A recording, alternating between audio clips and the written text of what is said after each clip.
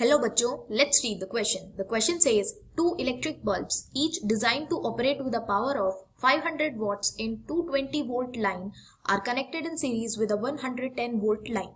What will be the power generated by each bulb? तो यहाँ हमें क्वेश्चन में गिवन है कि दो इलेक्ट्रिक बल्ब है जो कौन सी पावर पे ऑपरेट कर रहे हैं, 500 वॉट्स की पावर पे और 220 वोल्ट्स की लाइन पे, और इन्हें सीरीज में लगाया गया है विद 110 वोल्ट की लाइन पे। तो हमसे पूछा गया है कि ईच बल्ब या हर एक बल्ब कितना पावर जनरेट करेगा।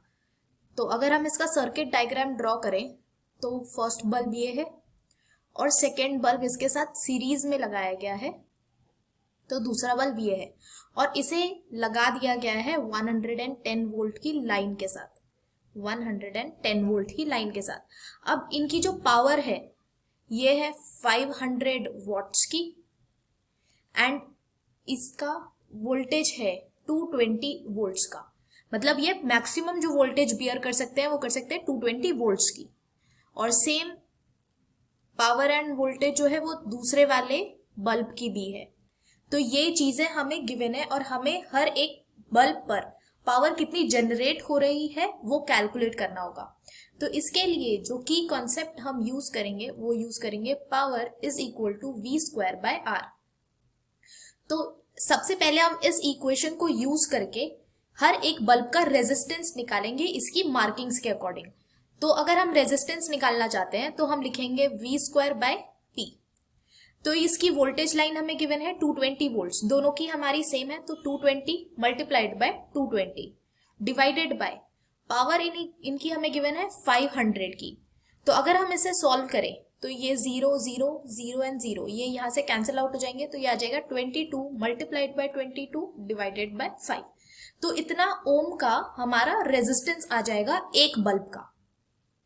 तो अगर एक बल्ब का इतना रेजिस्टेंस आ रहा है और दोनों बल्ब सीरीज में लगे हुए हैं तो इनका जो आर नेट होगा, तो आर नेट जो होगा वो होगा R1 प्लस R2, और दोनों ही रेजिस्टेंस सेम आएंगे क्योंकि वोल्टेज की रीडिंग और पावर मार्किंग्स जो है इनकी ये सेम है।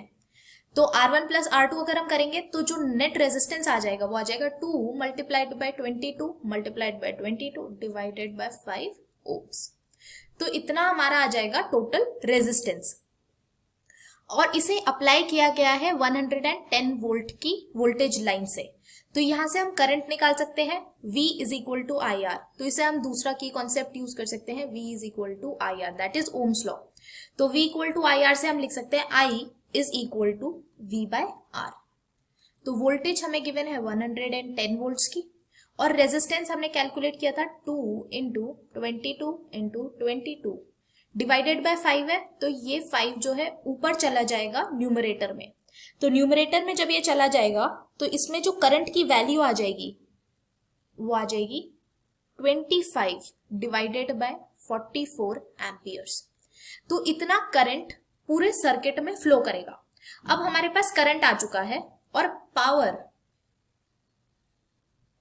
पावर होता है वी स्क्वायर बाय आर। तो हम इसे मॉडिफाई करके आई स्क्वायर बाय आर लिख सकते हैं। जैसे पावर हमें वी स्क्वायर बाय आर हमने बोला एंड हमें पता है V is equal to I R होता है, तो V को हम रिप्लेस करके यहां लिख सकते हैं आई आर। तो इस आई आर को अगर हम इस जगह पे पुट करें तो ये हो जाएगा P is equal to I square R square by R.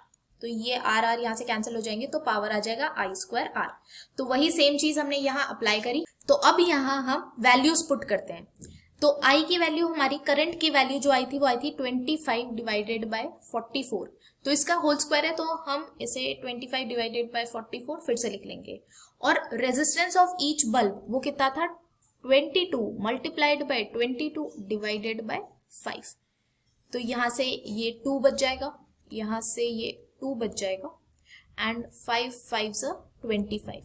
तो हम क्या लिख सकते हैं 125 डिवाइडेड बाय 2 इंटू 2 मतलब 125 डिवाइडेड बाय 4। अब अगर हम इस पावर को सॉल्व करें तो इस पावर की जो वैल्यू आएगी वो आएगी 31.25 वॉट। तो power generated by each bulb या power consumed by each bulb is 31.25 watt. I hope you understood this well. Thank you so much. All the best.